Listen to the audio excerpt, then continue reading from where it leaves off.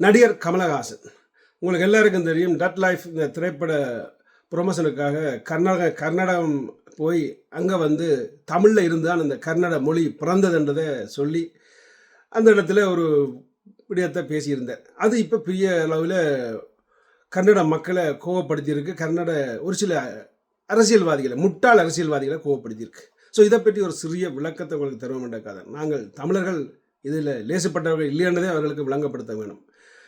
அதாவது உண்மையாக சொல்லப்போனால் முதல்ல நடிகர் கமலஹாசனுக்கு ஒரு சல்யூட். ஏன்னா அந்த ஜட்ஜ்மெண்ட் தீர்ப்பு வந்து அந்த தீர்ப்புக்கு நான் மன்னிப்பு கேட்க மாட்டேன் என்று கூறியதே ஒரு பெரிய ஒரு விடயம். அதாவது அவருடைய படம் அங்கே ஓடாட்டியும் பரவாயில்லை, அதுக்கு உண்மைக்கு நாங்கள் ஒரு நாளும் மன்னிப்பு கேட்க மாட்டோம், நான் உண்மையாக தவறு செய்தால் மன்னிப்பு கேட்பேன் என்று சொன்னதில் அதே அங்கே அவருடைய தமிழ் பற்று அப்படியே தெரிகின்றது. அதில் மாற்று கருத்தே இல்லை. அதாவது ஒருவன் வந்து அடிச்சிட்டான்றக்காக நான் அவங்கள போய் திருப்பி அடிக்கிறத விட அவன் அடிக்காத இடத்துல நாங்கள் உயர்ந்து காட்டுறது தான் தமிழர்கள்ன்ற பண்பு. அது உங்கள் எல்லாருக்கும் தெரியும்.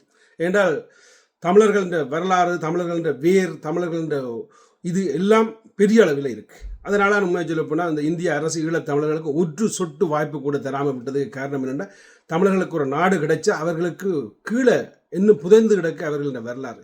இவர்கள் எல்லாரும், இந்த இந்தியாவில் இருக்கிற எல்லாரும் வரலாறு இல்லாத ஒரு கூட்டம் என்றே சொல்லலாம். மன்னிச்சு கொள்ளும், நான் சொல்கிறேன் நினச்சி. ஏன்னா அப்படி கொடுத்த நிலையில் அந்த இந்திய அரசு அதை ஈழத்தமிழருக்கு சப்போர்ட் பண்ணாததுக்கு மெயின் காரணம் இதுதான். ஸோ அப்படி கொடுத்த நிலையில் இந்த படம் கர்நாடகாவில் ஓடினா என்ன விட்டா என்ன, இதற்கு தமிழராகிய நாங்கள், அதாவது ஈழத்தமிழன், இந்தியன் தமிழன், சிங்கப்பூர் தமிழன், மலேசிய தமிழன் அப்படி இல்லை, மொத்த தமிழனாகிய நாங்கள் செய்ய வேண்டியது கன்னடத்தில் அந்த லொஸ்ட்டை நாங்கள் நஷ்ட ஈடு மாதிரி நாங்கள் அந்த படத்தை ஓட வச்சு, அதாவது படம் நல்லதோ கெட்டதோ, அது கதை கூடாதோ கெட்டதோ அது வேறு விஷயம். ஆனால் அந்த படத்தை சிறப்பாக ஓட வச்சு தமிழை வாழ வைக்க வேண்டியது எங்கண்ட கடமை. அதைத்தான் நாங்கள் இப்போ செய்ய வேண்டும். அதாவது படத்தை ஓட வச்சு தமிழை வாழ வைக்க வேண்டியது தான் எங்கண்ட கடமை. படம் கதையை பற்றி நாங்கள் கதைக்க தேவை. அப்படி ஒரு விடயத்தை நாங்கள் செய்ய வேணும். ஒவ்வொரு டிக்டாக்கரும், ஒவ்வொரு யூடியூப்பரும் அதை ப்ரொமோட் பண்ணணும் அந்த படத்தை. அதை விட குறைஞ்சபட்சம் முடிந்தால் அதாவது களவாக பார்க்காம தியேட்டரில் போய் அந்த படத்தை பார்க்கணும். முடிஞ்சால் 2 தரம் அந்த பணத்தை, அந்த கன்னட மக்கள் இந்த பணத்தையும் நாங்கள் போட்டு கொடுத்து இந்த படத்தை கமலஹாசன் சிம்புக்காக இந்த படத்தை ஓட வச்சு காட்ட வேண்டியது எங்களுடைய தமிழருடைய பெரிய ஒரு கடமை. ஏனென்றால் இது தமிழுக்கு வந்த சோதனை. இதை நாங்கள் ஒப்புவும் விட்டு கொடுக்கப்படாதுன்றதில் ஆணித்தனமாக இருக்கணும். அதுதான் திருப்பி சொல்கிறேன். அடிச்சிட்டாண்டக்காக நாங்கள் திருப்பி அடிக்கக்கூடாது. அவன் அடிக்கலா இடத்துல நாங்கள் உயர்ந்து காட்டினாலே அதே பெரிய ஒரு வெற்றி தமிழுக்கு.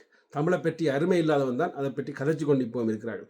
உண்மையை சொல்ல போனால் தமிழில் இருந்தால் பல பாசை பிறந்தது. ஆனால் இவர்களின் பாசையும் அதிலான் பிறந்ததுன்றது அவர்களுக்கும் தெரியும். ஆனால் ஒத்துக்கொள்ள விருப்பமில்லை. நன்றி, வணக்கம். முடிஞ்சவரை சேவை பண்ணுங்கள்.